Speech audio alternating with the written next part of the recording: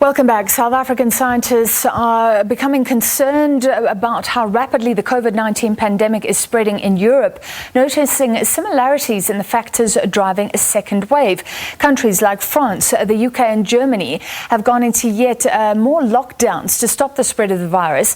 Some of these countries have fewer coronavirus cases than South Africa at the moment. So should we be worried? Let's find out from vaccinologist Professor Shabir Madhi, the Executive Director of the Infectious Diseases and Analytical Research Unit at Wits University. Professor Madhi, thank you for being with us tonight. What's driving the second wave, firstly, in Europe, after all the pain of the initial lockdowns, after all the educational campaigns and the empowerment of people to deal with COVID-19? Yeah, so the short answer, unfortunately, is the behavior of people that is driving the resurgence of the virus in Europe. So what happened in Europe after the first wave of the outbreak is less than 10% of the population in most European countries were actually infected with the virus, which means that 90% of the population still remains susceptible to being infected. Much of Europe sort of went on the summer vacation, and complacency crept in terms of adherence to the wearing of face masks, avoiding mass gatherings, physical distancing, etc. And now that people have returned to their places of work or whatever else it might be, and with cooler conditions, there's more overcrowding taking place. And consequently, what we're seeing arise is transmission of the virus to the many people that still remain susceptible to being infected, hence the resurgence that's being experienced in Europe currently. Yeah. Now, looking at South Africa, things are a little bit different. There's speculation that a higher percentage of the population has already had COVID-19, that we may even be heading towards sort of herd immunity. Our mortality rate has been low. Some believe maybe excess deaths not counted, though. But are we a very different society, or are we vulnerable still? So we still remain vulnerable, but at the same time, we are quite different from what was experienced in Europe with the first wave. So as you correctly pointed out, based on surveys that have been done in the Western Cape and surveys that are underway in Gauteng, all indications are that at least 1/3 of the adult population might well have been infected in South Africa during the course of the first wave, as opposed to less than 10% in many of the European countries. But in addition to that, the mortality rate in South Africa with the first wave was quite substantial. So the excess mortality provides a much better indicator in terms of the actual mortality. And when we look at it per 100,000 of the population, the mortality rate from COVID-19 in South Africa is close to about 85 per 100,000 with the first wave, which in fact is even higher than what was experienced in the United Kingdom and many European countries during the course of the first wave. But that has taken place in a context where more than threefold of the population probably have been infected in South Africa than in Europe. So we did have substantial mortality from COVID-19.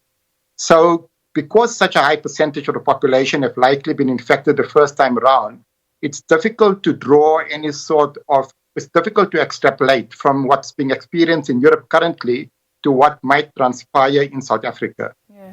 In all likelihood, we will see a resurgence in South Africa, but the magnitude of the resurgence we're likely to experience in South Africa, which will probably be timed with when people become more complacent about the use of face masks, physical distancing, not avoiding overcrowded situations, the magnitude of the resurgence will probably be less severe than what was experienced the first time round, which is in direct contrast to what is being experienced in Europe, where the magnitude of the resurgence, for all intents and purposes, seems to be probably going to exceed what they experienced the first time round, at least in terms of the number of people that have been infected.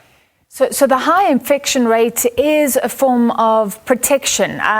Just explain, do you think the herd immunity theory holds, especially because the immunity we're talking about, according to some studies, can actually wear off after a while? Right. So I think that I would avoid the use of the word herd immunity, because what that really infers is sustained interruption in terms of chain of transmission. And certainly there's no country in the world, including South Africa, that has reached that point, because there's a number of uncertainties when it comes to immunity following natural infection in terms of the durability of immunity. But certainly what has happened in South Africa is that even the partial use of these non-pharmaceutical interventions, the face masks, the physical distancing, etc., together with a high rate of infection, which has conferred some immunity, is what has contributed to the waning of the first wave in South Africa. So there is some immunity that has arisen, and that's the only way that we can actually explain the South African trajectory of that first wave. But it's not herd immunity in its strictest sense, because it's not going to be sustained, and it will dissipate fairly quickly once people stop using face masks or start engaging in mass gatherings, because we don't have what is required, which is roughly about 60 to 70% of the population, to develop long-lasting immunity for herd immunity to evolve.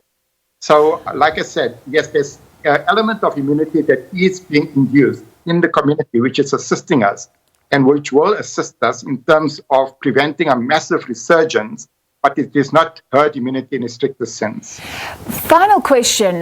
Do you think we will be looking at a lockdown here, or can we avoid that? You said it won't be a resurgence as bad as the first wave. I mean, what are you noticing in the numbers right now? Right. So what the numbers tells us that looking at excess mortality as an example, which probably lags behind by about 1 month relative to what's happening in the community, is that the Medical Research Council has already started to see an uptick in terms of excess mortality in Gauteng, in the Western Cape, in Eastern Cape, in the Free State. So there is a mini resurgence that has already started almost a month ago. In terms of what to do next, there's zero value. And I'll repeat that there's zero value in terms of thinking of going to higher levels of lockdown. The lockdown never got rid of the virus in South Africa, and it's even less likely to do much in terms of containing the spread of the virus in South Africa now that the virus is so widespread in terms of its circulation. What needs to happen, and the only tools that we've got available to us to control the rate of infection in South Africa, is the behavior of citizens and them adhering to the type of recommendations when it comes to the wearing of face masks, when it comes to physical distancing, avoiding overcrowded situations. Going to a higher level of lockdown is not going to assist us. All that it will do is that it will sort of kick the can down the road and basically allow for what is going to evolve to transpire perhaps a few weeks later. All right, very interesting analysis. Thank you, Professor Shabir Madhi, the Executive Director of the Infectious Diseases and Analytical Research Unit at Wits.